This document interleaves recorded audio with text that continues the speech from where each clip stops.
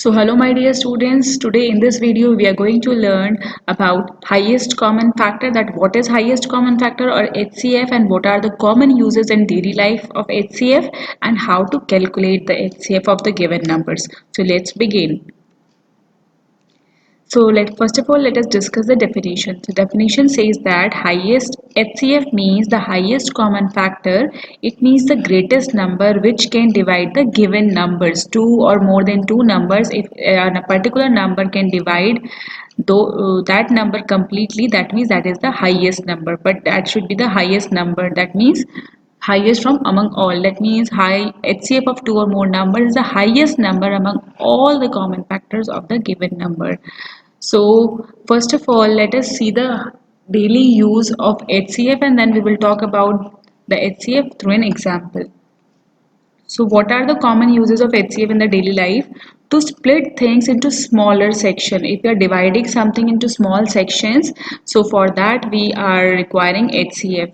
To equally distribute two or more sets of item into the largest grouping. So if we have to make some groups of something, so that time also we can use the HCF, that you will see through an example after this slide. To figure out how many people we can invite somewhere, so that also can be used. To arrange something into rows or groups, that in that also HCF can be used. Now let us see how these examples, or how in these uses, how we can use HCF in our daily life through an example. Suppose, example says that suppose you are a teacher in a school and you have to arrange students in minimum rows. Suppose there is a function and you have to arrange the students in some minimum rows, and there are 21 students from 6th class, 42 students from 7th class, and 56 students from 8th class, in such a way that students in a row belongs to the same class. That means we have to arrange these are the students of 6th class in red color, these are the students of 7th class in green color, and these are the students of 8th class in blue color. So the teacher has to arrange in a row, so that in the same row, in each row only the same class students will sit, and it will look nice also, not like in the scattered way, and it should have the equal number of rows, equal number of student in each row. So let us see how to do. For that we need to find out the HCF of 21, 42 and 56. So let us calculate the HCF first of all.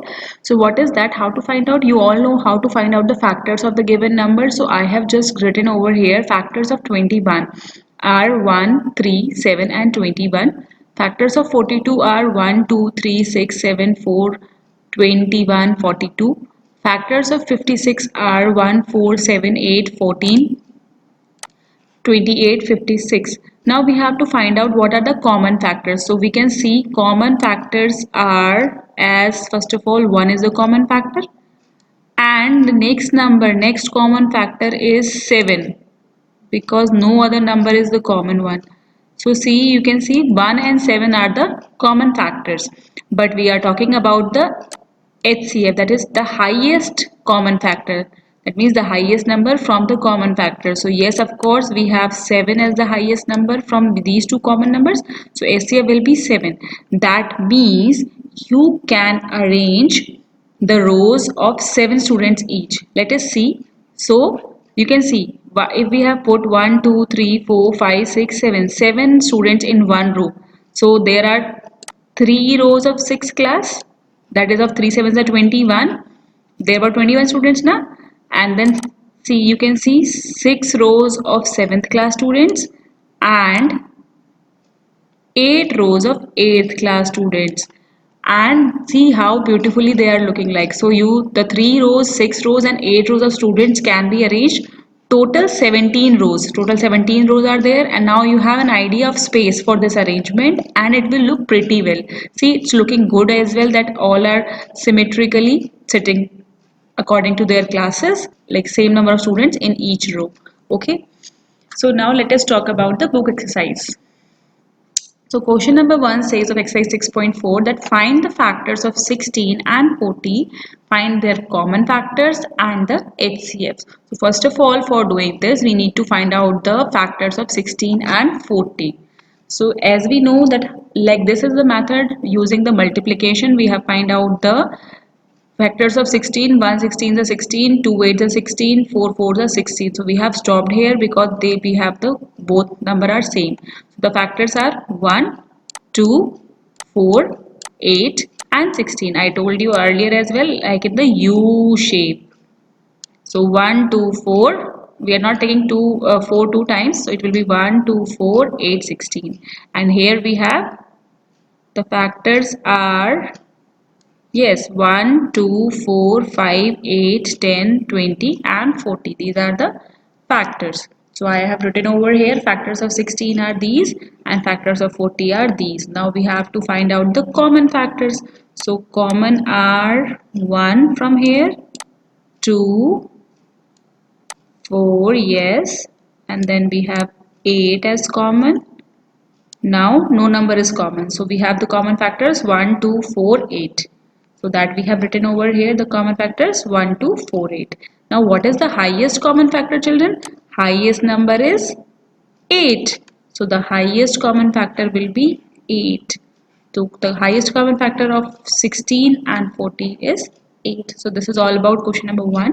Let us see question number 2. Question number 2 says that find the HCF of the following numbers by finding all the common factors. So they have given some part like 8 and 20. We need to find out the HCF. So same way we will do how we have done question number 1. That is, first of all, we will take out the factors of 8 and 20, that are 1, 2, 4, 8. 1, 2, 4, 8 and 1, 2, 4, 5, 10 and 20.